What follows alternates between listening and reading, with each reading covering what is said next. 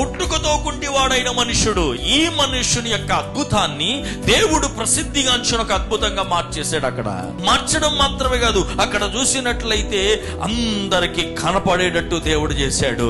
ఎవరు ఇంకా చెప్పలేదు, ఎందుకంటే వాడు దిక్కున లేచి ఏమవుతున్నట్టు చెప్పండి, నడిచి వెళ్ళిపోతున్నట్టుగా మనం చూస్తా ఉన్నాం. ఈ దినాల్లో దేవుడు నీ జీవితంలో చేసి ఈ అద్భుతం ఏమైందంట, వ్యాపించేసి. నీ జీవితంలో దేవుడు చేసే కార్యాలు వ్యాపించబడుతూ ఉండాలి.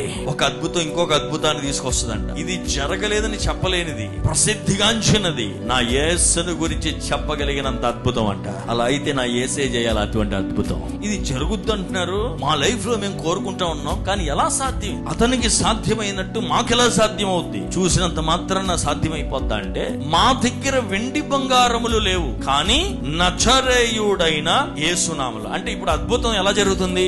యేసయ్య నామములో జరుగుతుంది.